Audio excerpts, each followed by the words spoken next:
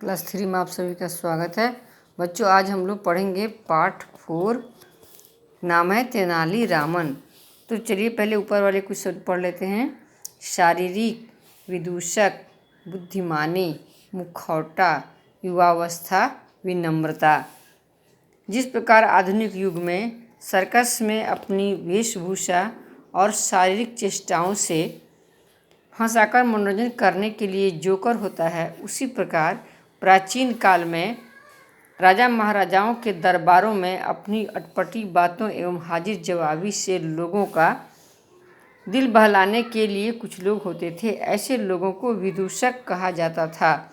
जिस प्रकार अकबर के दरबार में बीरबल था, उसी प्रकार दक्षिण भारत के विजयनगर राज्य के महाराज कृष्णदेव राय के दरबार में तेनाली रामन था। तेनाली रामन का वास्तविक नाम रामन था। वह तेनाली गांव का रहने वाला था। इसी कारण लोग उसे तेनाली रामन कहते थे। रामन बचपन से ही चतुर और बुद्धिमान था। लोग उसके बारे में चर्चा करते रहते थे। वे कहते थे कि रामन एक दिन बड़ा आदमी बनेगा। युवावस्था में प्रवेश करते ही तेनाली रामन राजा कृष्णदेव राय के दरबार में पहुंचना चाहता था, किंतु एक राजा के दरबार में पहुंचना उसके लिए आसान काम नहीं था।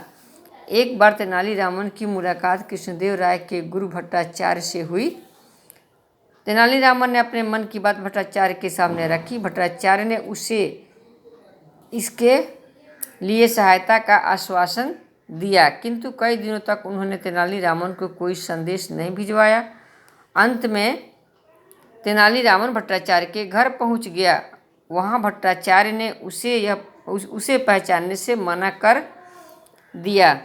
भट्टाचार्य के इस व्यवहार से तेनाली रामन को बहुत दुख हुआ। एक दिन कृष्णदेव राय ने विद्वानों की एक सभा बुलाई। तेनाली रामन उचित अवसर जानकर उस सभा में पहुंच गया। उसकी हाजिर जवाबी और बुद्धिमानी से प्रसन्न होकर कृष्णदेव राय ने उसे विदूषक नियुक्त कर दिया। तेनाली रामन की प्रशंसा दूर दूर तक फैलने लगी। अपनी विद्वत्ता के कारण वह शीघ्र ही महाराज का चहेता बन गया। एक दिन की बात है, महाराज कृष्णदेव राय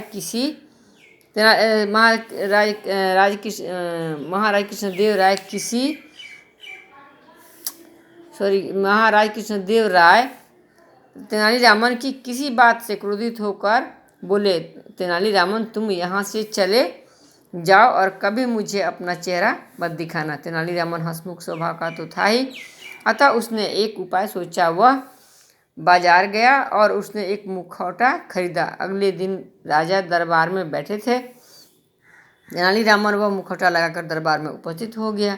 दरबार में उपस्थित सभी दरबारी उसे देखकर हंसने लगे। उसे इस प्रकार दरबार में देखकर महाराज कृष्णदेव राय ने क्रोधित होकर कहा कि तेनाली रामन, मैंने तुम्हें कभी भी अपना चेहरा नहीं दिखाने का आदेश दिया था, किंतु तुम फिर भी दरबार में आ गए। उन्होंने सिपाहियों को बुलाकर तेनाली रामन को जेल में बंद करने का आदेश दिया। तेनाली रामन ने बड़ी विनम्रता से पूछा कि महाराज, आपने मुझे जेल में बंद करने का आदेश दिया है। यह आदेश मुझे सिर माथे पर है, किंतु क्या आप मुझे मेरा अपराध बताने का कष्ट करेंगे? मैं तो आपका दास हूँ। मैंने तो केवल आपकी आज्ञा का पालन किया है। आपकी आज्ञा के अनुसार ही मैं मुखौटा लगाकर आया हूँ, ताकि मैं आपको अपना चेहरा न दिखा सकूं। तेनाली रामन की यह बात सुनकर राजा सहित दरबार में उपस्थित सभी लोग जोर से हंस पड़े। महाराज कृष्णदेव राय का क्रोध भी शांत हो गया। वे पहले की भांति तेनाली रामन का सम्मान करने लग गए। इस प्रकार तेनाली रामन ने महाराज कृष्णदेव राय के दरबार में रहकर बहुत दिनों तक लोगों को हंसाया और उनका मनोरंजन किया। बच्चों, धन्यवाद।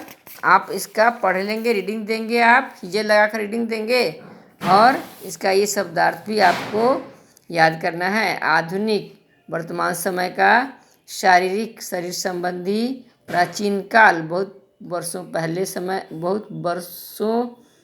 पहले का समय, अटपटी यानी असामान्य या शरारत भरी हुई। युवावस्था जवानी का समय। आश्वासन, भरोसा, विश्वास। विद्वता, पांडित्य, विनम्रता, सुशील होने का भाव। याद कर लीजिएगा। धन्यवाद। प्रश्नोत्तर हम दूसरे दिन देंगे।